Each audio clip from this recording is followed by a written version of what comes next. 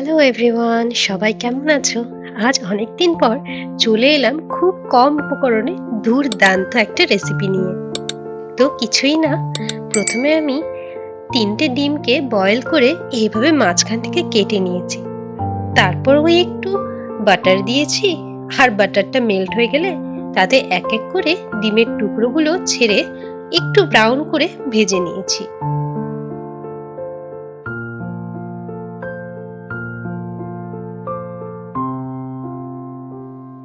ডিমটা ভাজা হয়ে গেলে ওই কড়াইয়ে আর একটু বাটার দিয়ে আগে থেকেই কুচিয়ে রাখা রসুনগুলো দিয়ে দিয়েছি। রসুনগুলো কিন্তু একটু সময় নিয়ে ব্রাউন করে ভাজতে হবে। রসুন ভাজা হয়ে গেলে আমি এখানে 1 থেকে 1.5 চামচের মতো কর্নফ্লাওয়ার দিয়ে দিয়েছি, আর 1 থেকে 1.5 কাপের মতো দুধ দিয়ে দিয়েছি। গ্রেভিটা কিন্তু আমাদেরকে কনস্ট্যান্টলি নেড়ে যেতে হবে, না হলে কিন্তু লামস হয়ে যাবে।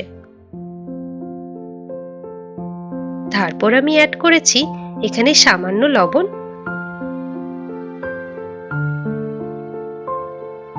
একটুখানি চিলি ফ্লেক্স, একটুখানি অরিগ্যানো, তোমরা চাইলে এটা স্কিপ করতে পারো, আর দিয়েছি একটু চাট মশলা। সব উপকরণগুলো অ্যাড করার পর ভালো মতো কিন্তু নাড়তে হবে।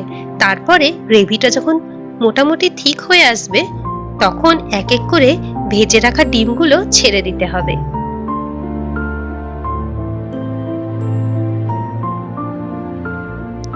এবার আমি উপর থেকে একটু গোলমরিচের গুঁড়ো ছড়িয়ে দিয়েছি।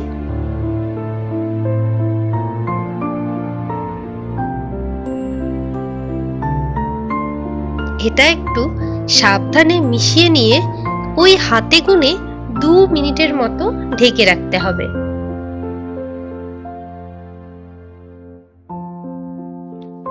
ঢাকা উঠাতেই একেবারে রেডি আমাদের বাটার গার্লিক এগ।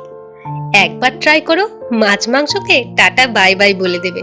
খেতে কিন্তু দারুণ হয়েছিল।